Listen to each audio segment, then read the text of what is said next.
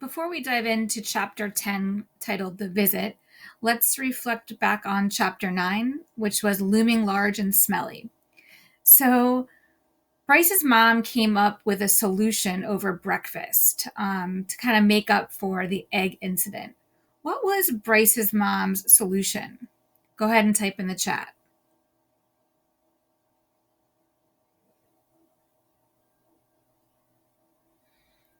Also, in the last chapter, Bryce got really mad at his friend Garrett. Type in the chat, why was Bryce so mad at his friend Garrett?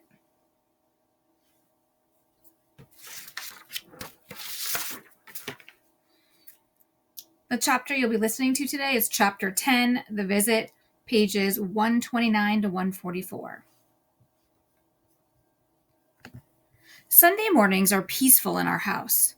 My father lets himself sleep in. My mother lets herself not fix breakfast. And if my brothers had been out late playing with their band, you won't even know they're around until noon. Usually I tiptoe out to collect eggs while everyone else is asleep. Then spirit a bowl of Cheerios back to my room to have breakfast in bed and read. But that Sunday, after spending most of the night feeling upset or uneasy, I woke up wanting to do something physical, to shake off the confused way I was still feeling. What I really needed was a good climb in my sycamore tree. But I settled for watering the lawn while I tried to think of other things. I cranked open the spigot and admired how rich and black the dirt looked as I sprinkled back and forth across the soil. And I was busy talking to my buried seedlings, coaxing them to spring up and greet the rising sun, when my father came outside. His hair was damp from the shower, and he had a grocery sack rolled closed in his hand. Dad, I'm sorry if I woke you. You didn't, sweetheart. I've been up for a while. You're not going to work, are you? No, He studied me for a moment and then said, I'm going to visit David. Uncle David? He walked toward his truck, saying, That's right, I should be back around noon. But Dad, why today? It's Sunday. I know, sweetheart, but it's a special Sunday. I turned off the spigot. Why's that? It's his 40th birthday. I want to see him and deliver a gift, he said as he held up the paper bag. Don't worry, I'll rustle up some pancakes for lunch, all right? I'm coming with you, I said, and tossed the hose aside. I wasn't even really dressed. I just pulled on some sweats and sneakers, no socks, but in my mind there was no doubt I was going. Why don't you stay home and enjoy the morning with your mother? I'm sure she would. I went over to the passenger side of the truck and said, I'm coming, then climbed inside and slammed the door back in place. So up to this point, why do you think Juliana hasn't met her Uncle David yet? Go ahead and type in the chat. Why do you think her family has kept them separated?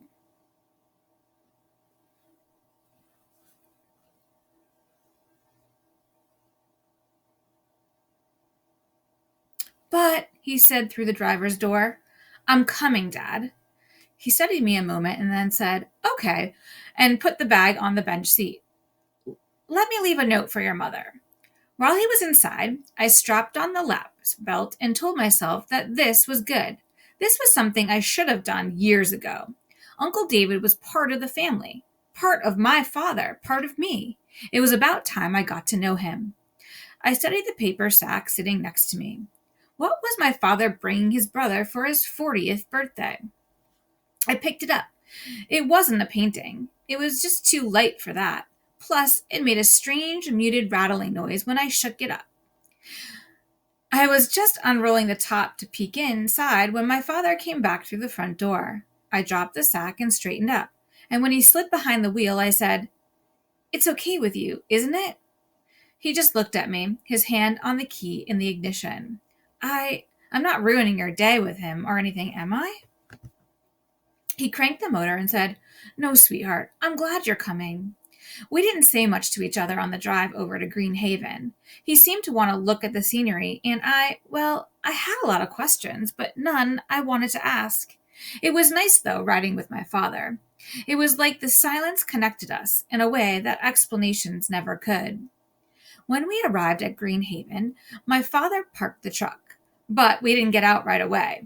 It takes some getting used to, Juliana, but it does grow on you. They grow on you. They're all good people. I nodded, but felt oddly afraid. Come on then, he said, taking the sack from the seat. Let's go inside. Greenhaven didn't look like any kind of hospital to me, but it didn't look quite like a house either. It was too long and rectangular for that. The walkway had a faded green awning that covered it, and flower beds alongside with freshly painted pansies that looked muddied, and slightly askew. The grass was patchy, with 3 deep holes dug near the building. The residents tend the grounds, my father said. It's part of their occupational training program, and it's therapeutic. Those holes are the future homes of peach, plum, and pear. Fruit trees? Yes, the vote caused quite a commotion. Among the residents? That's right. He swung open one of the glass doors and said, Come on in. It was cool inside, and it smelled of pine cleaner and bleach, with something vaguely pungent underneath. There wasn't a reception desk or waiting area, just a large intersection with white walls and narrow wooden benches. To the left was a big room with a television and several rows of plastic chairs. To the right were open offices, and beside us were 2 pine armoires. One was open, with a half a dozen gray sweaters hung neatly in a row. Good morning, Robert, a woman called through one of the office doors. Good morning, Josie, my father replied. She came out to meet us, saying, David's up and about. He's been since around 6. Mabel tells me it's his birthday today. Mabel is right again. He turned to me and smiled. Josie, it's my pleasure to introduce my daughter, Juliana. Juliana, meet Josie Grewmaker. Well now, isn't this nice, Josie said, clasping her hands. I recognize you from David's photo album. You're getting ready to graduate into high school, isn't that right? I blinked at her, then looked at my dad. I'd never really thought of it that way, but I could see that he had. Yes, I suppose I am. Josie's the site administrator. And, Josie added with a laugh, I'm not graduating to nowhere. Been here 17 years and I'm staying put. The phone rang and she hurried off, saying, Gotta get that. I'll meet up with you in a bit. Check the rec room, then his room. You'll find him. So Juliana's just about to meet her Uncle David. How do you think she's feeling right now? Go ahead and type in the chat. Juliana's just about to meet her Uncle David. How's she feeling about right now?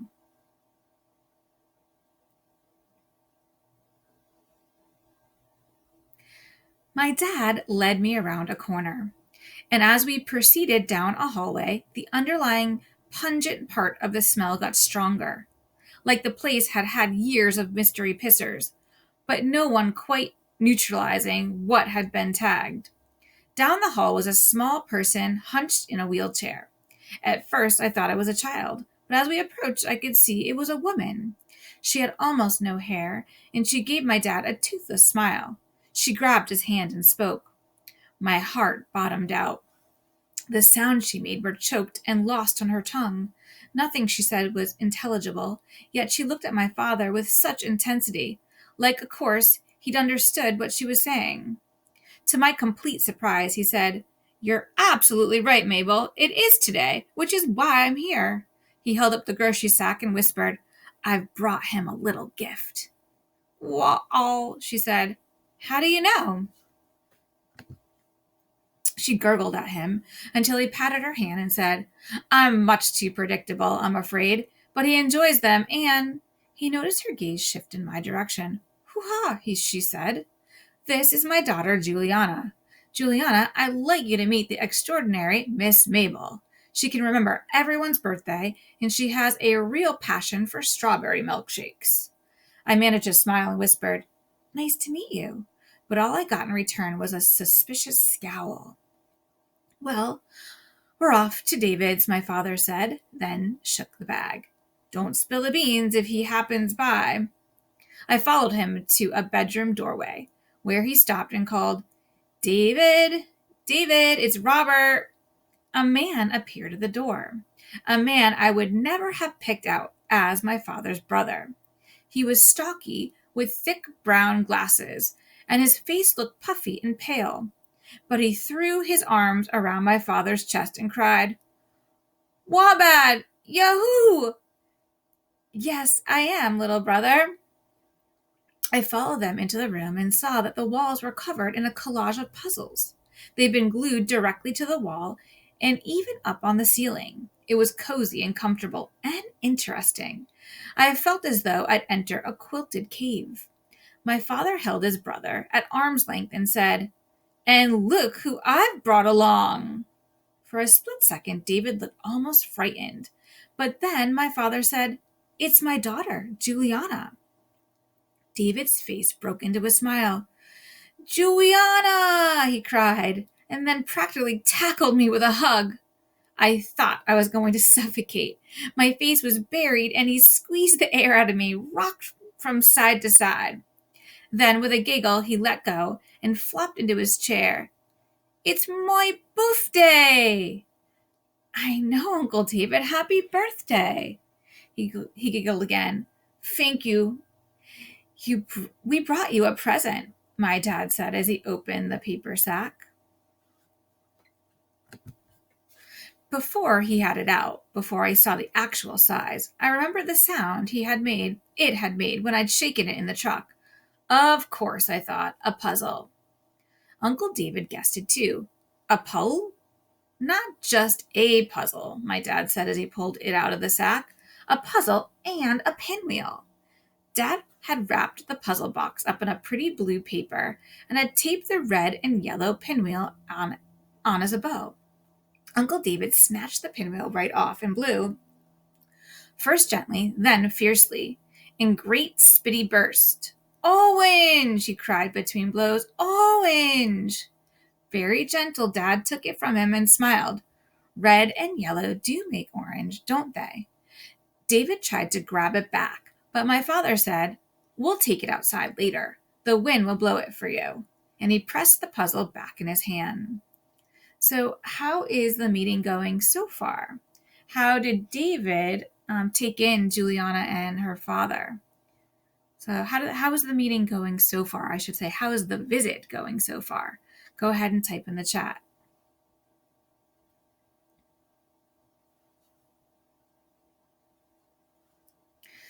As the wrapping paper fell in shreds on the floor, I leaned in to see what sort of puzzle my father had brought him, and gasped, 3,000 pieces?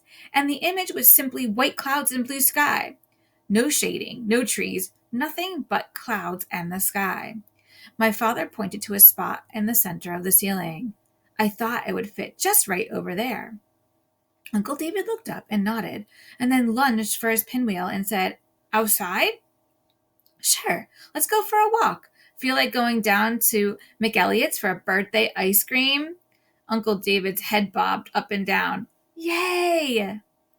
We checked out through Josie, then headed down the street. David can't walk very fast because his body seems to want to move inward instead of forward. His feet pigeon-toe and his shoulder hunched in, and he seemed to lean on my father pretty heavily as we moved along. But he kept that pinwheel in front of him, watching it spin, crying every now and then, "Orange! Orange!" McElliot's turned out to be a drugstore with an ice cream parlor inside. There was a red and white striped awning over the ice cream counter, and there were little white tables and chairs set in an area with red and white striped wallpaper. It was very festive looking, especially for being in a drugstore. Go ahead and type in the chat, what is your favorite ice cream flavor? If you had to pick just one ice cream flavor, what would it be? Go ahead and type in the chat.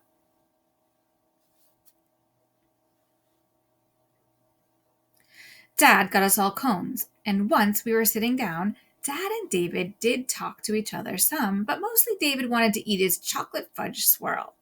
My father smiled at me from time to time, and I smiled back, but I felt disconnected.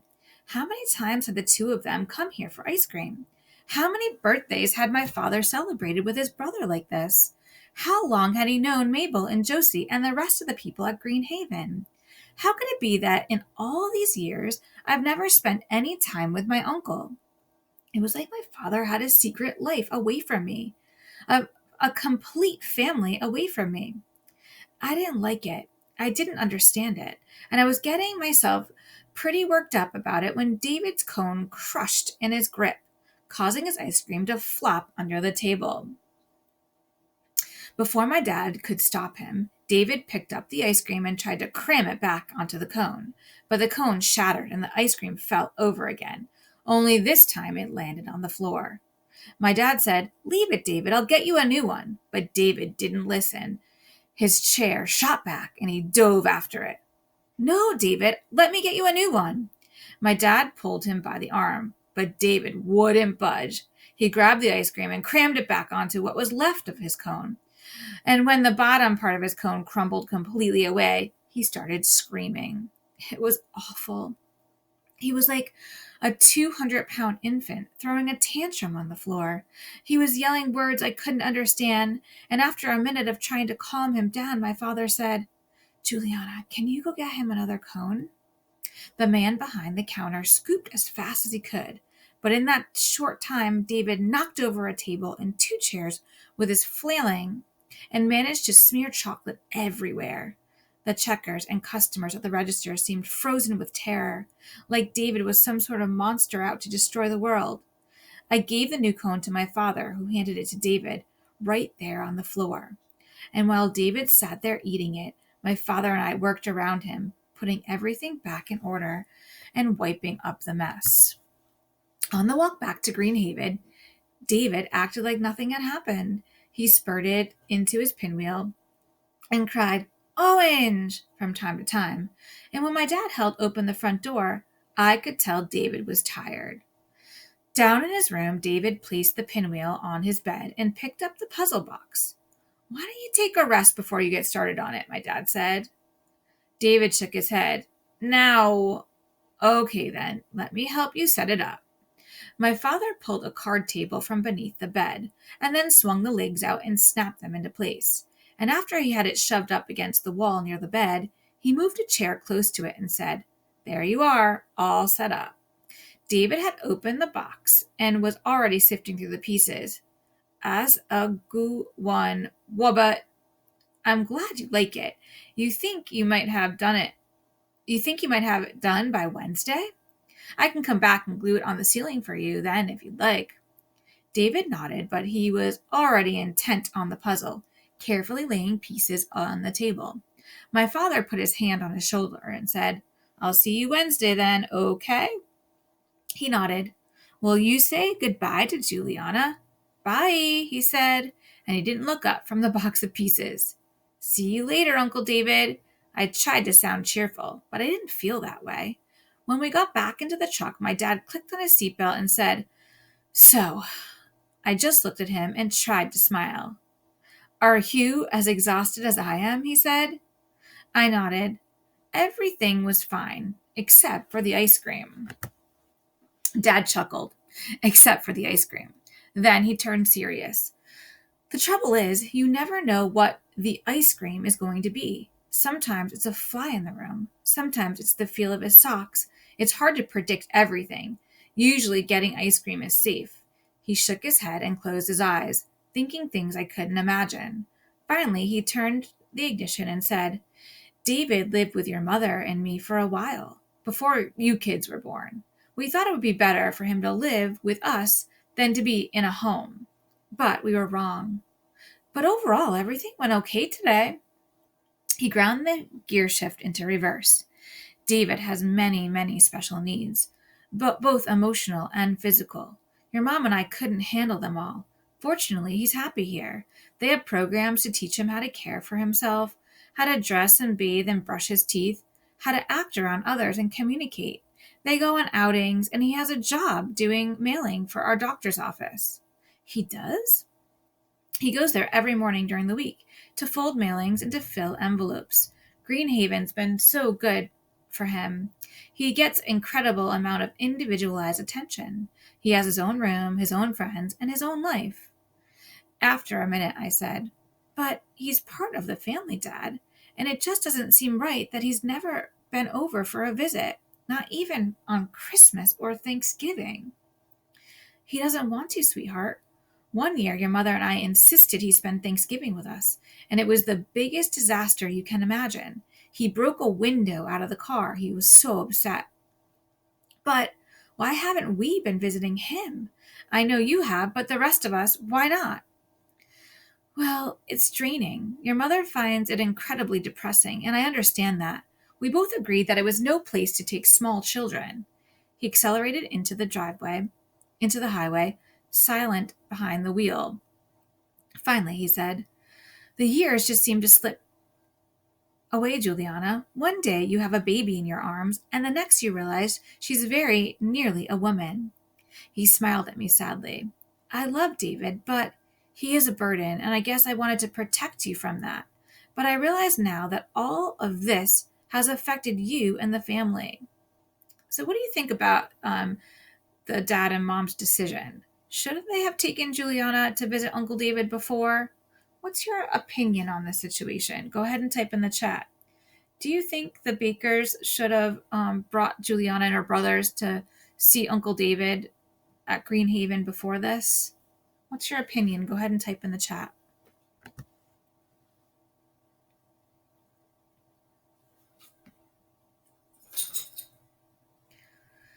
But Dad, it's not...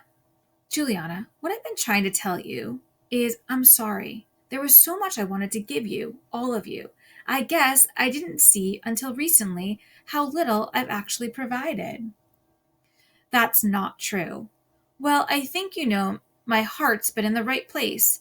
But if you line it up objectively, a man like, say, Mr. Losky adds up to a much better husband and father than a man like me does. He's around more, he provides more, and he's probably a lot more fun. My dad wasn't one to go fishing for compliments or signs of appreciation, but still, I couldn't quite believe he actually thought that. Dad, I don't care how it looks on paper. I think you're the best dad ever. And when I marry someone someday, I sure don't want him to be like Mr. Losky. I want him to be like you. He looked at me like he couldn't quite believe his ears. "Is that so?" he said with a grin. "Well, I'll remind you of that as your someday approaches." That turned the rest of the trip around. We laughed and joked and talked about all kinds of things. But as we neared home, there was one thing the conversation kept turning back to: pancakes. My mother, though, had other plans. She spent the morning scrubbing floors and nixed the pancakes. "I need something with more staying power, like grilled ham and cheese with onions," she said. "Lots of onions." "Scrubbing floors?" my dad said. "It's Sunday, Trina. Why are you scrubbing floors?"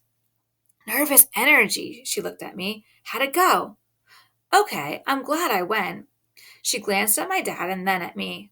"Well, good," she sighed, and then said, "I also felt like scrubbing because I got a call from Patsy." "Losky?" my dad asked. "Is something wrong?" My mother pushed a few wisps of hair back and said, "No, she called to invite us over for dinner on Friday." We blinked at her a moment and then I asked, "All of us?"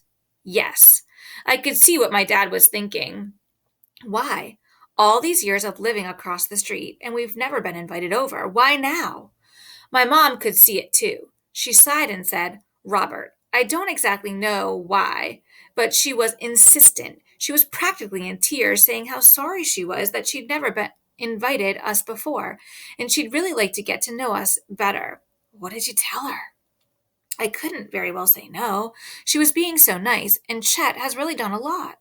She shrugged and said, "I said we'd go. I'd set it for 6 o'clock Friday night." "Really?" I asked. She shrugged again. "I think it might be nice. A little strange, but nice." "Well, okay then," my dad said. "I won't schedule any overtime for Friday. What about the boys?" "There's no gig on their calendar, and they're not scheduled to work, but I haven't talked to them about it yet." "Are you sure they want us all over there?" my dad asked. My mom nodded. "She insists."